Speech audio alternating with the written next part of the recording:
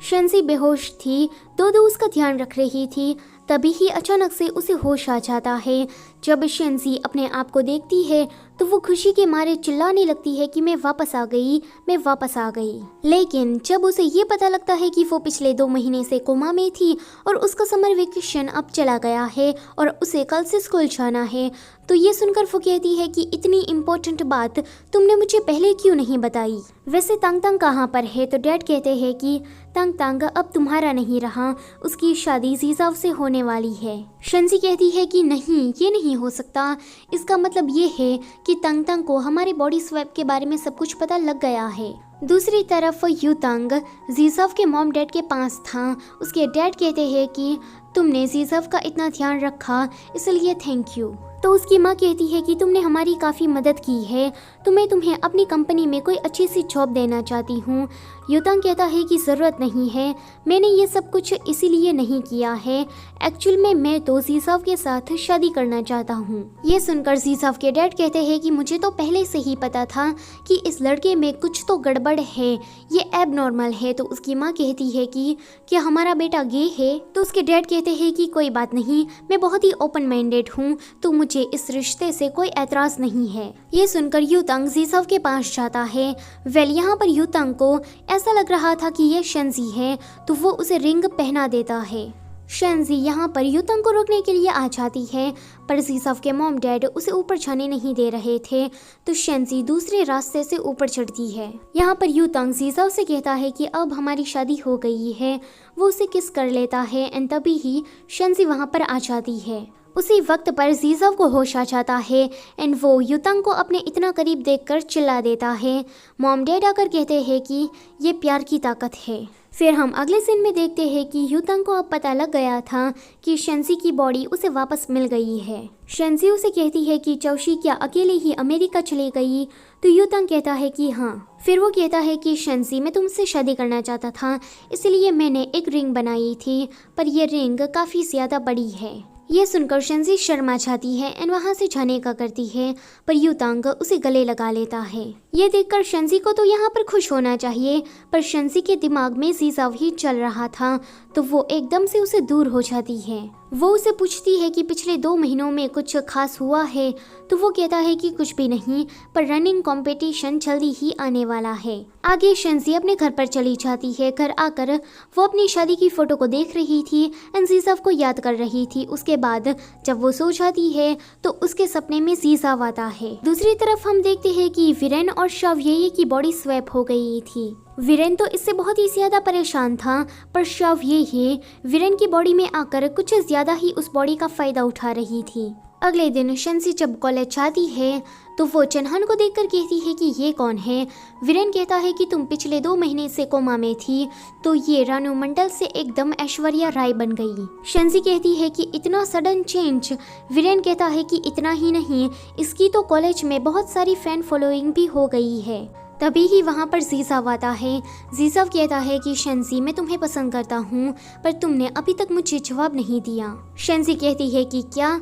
तो जीजाव कहता है कि 3 दिन, मैं तुम्हें 3 दिन देता हूँ, 3 दिन के अंदर तुम मुझे जवाब दे देना। इतना कहते ही वो चला जाता है। थोड़ी देर के बाद गर्ल डोमेट्री के सामने 1000 कलरफुल बलून उड़ रहे थे एंड उसमें लिखा था कि आई लाइक यू शेंजी। सभी लड़कियां ये देखकर खुश हो जाती है, पर शेंजी वो यहाँ पर थोड़ी कंफ्यूज थी। यूतंग को जब इसके बारे में पता लगता है तो वो जीजाव के पास जाता है। जीजाव उसे कहता है कि मैं शेंजी को पसंद करता हूँ एंड किसी को पसंद करना कोई इलीगल काम नहीं है। उन दोनों की बहस होने वाली थी, पर शेंजी आकर उन दोनों को रोक देती है। जीजाव कहता है कि शेंजी, मैंने ऑलरेडी तुम्हें 3 दिन दिए हैं, तो मैं इंतजार करता हूँ। इतना कहते ही जीजाव चला जाता है। आगे शेंजी यूतंग के साथ वापस आ रही थी। यूतंग उसका मूड ठीक करने की ट्राई करता है, पर नहीं होता। दो ये सारी बातें नोटिस कर रही थी। यूतंग के जाने के बाद शेंजी को जीजाव का कॉल आता है। वो कहता है कि मैं अब भी आधे मिनट में तुम्हारे पास आ रहा हूँ। शेंजी कहती है कि मजाक कर रहे हो? तो वो कहता है कि बस तुम इंतजार करो। 30 सेकंड के बाद वहाँ पर फायरवर्क्स होना शुरू हो जाता है। शेंजी ये देखकर काफ़ी ज़्यादा खुश हो जाती है। जीजाव कहता है कि मुझे पता है कि मैं वहाँ नहीं आ सकता, पर लाइट की स्पीड मुझसे कहीं ज़्यादा है। दो कहती है कि सच में लड़कियाँ ऐसी चीज़ों से काफ़ी ज़्यादा इम्प्रेस हो जाती हैं। अगले दिन हम देखते हैं कि जीसाओ जब कॉलेज आता है तो यूतंग का उसके साथ मैच था। वो दोनों बात बात पर एक दूसरे से कम्पीट कर रहे थे तो शेंजी कहती है कि बस बहुत हुआ। वो तांग तांग को चूज करके वहाँ से चली जाती है। ये देखकर जीसाव को अच्छा नहीं लगता। उन दोनों का रनिंग कंपटीशन होने वाला था तो जीसाव अकेले ही दौड़ता है। बारिश होने लगती है पर वो रुकता नहीं है। शेंजी के पास वीरेन आता है। वीरेन उसे कहता है कि शेंजी, मेरी बॉडी शावयेये के साथ स्वैप हो गई है और ये सब कुछ ना एक बुक में मैंने देखा था। वो कहती है कि कैसी बुक? तो वीरेन कहता है कि उस बुक में ये लिखा था कि अगर कोई इस मिरर के सामने आता है और उन दोनों का नसीब एक दूसरे से जुड़ा हुआ होता है तो उन दोनों की बॉडी अपने आप ही स्वैप हो जाएगी। शेंजी सोचती है कि यानी कि जीसाओ मेरी किस्मत में पहले से ही है। वो उसे पूछती है कि वैसे हम नॉर्मल कैसे होंगे? तो वीरेन कहता है कि उस बुक में ये लिखा था कि अगर वो दोनों एक दूसरे के लिए अपनी जी जान लगा देंगे एंड अपना सब कुछ न्योछावर कर देंगे तब उनकी बॉडी फिर से नॉर्मल हो सकती है। शेंजी सोचती है कि अच्छा, तो उस दिन हम लोग मरने वाले थे एंड हमने अपना पूरा एफर्ट लगा दिया था एक दूसरे को बचाने के लिए, इसलिए हमारी बॉडी हमें फिर से मिल गई। अगले दिन रनिंग कंपटीशन शुरू हो जाता है। इस कंपटीशन में जीसाओ नहीं आया था तो शेंजी ब्रॉडकास्टिंग के जरिए उसे कहती है कि जीसाओ जल्दी से यहाँ आ जाओ। मुझे पता है कि तुम मुझे देखना नहीं चाहते पर तुम हमारी टीम के लिए तो यहाँ आ ही सकते हो। ये सुनकर जीसाओ आने लगता है। इस कंपटीशन में शावयेये और वीरेन अपना पूरा एफर्ट लगा देते हैं जीतने के लिए एंड इसी चक्कर में इन दोनों को अपनी अपनी बॉडी वापस मिल जाती है। फिर कंपटीशन शुरू हो जाता है। जीसाओ शेंजी के बिहाफ में रनिंग करता है।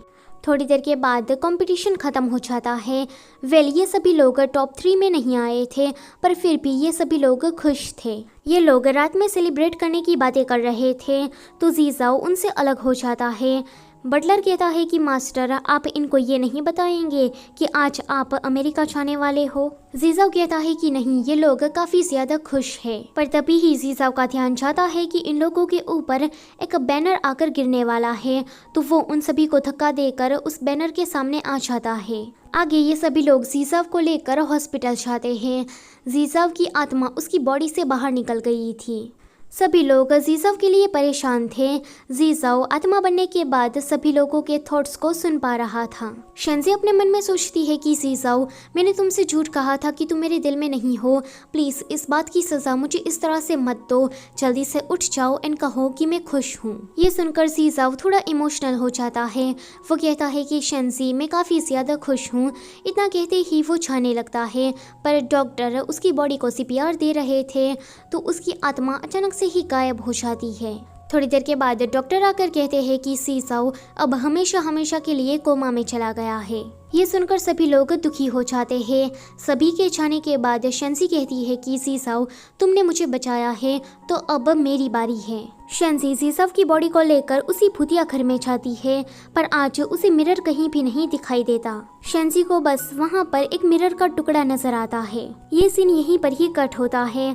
हमें एक एक्स्ट्रा सीन में दिखाया जाता है कि किसी ने ऑर्डर दिया था कि उस मिरर को वहाँ से निकाला जाए और हमेशा हमेशा के लिए उस मिरर को तबाह किया जाए। ये इंसान कौन है ये अभी तो हमें नहीं दिखाया जाता पर इसके दूसरे सीजन में हमें सब कुछ पता लग जाएगा। तो गाइस, ये पहला सीजन था एंड ये यहीं पर ही खत्म होता है। कल से मैं दूसरा सीजन अपलोड करूंगी।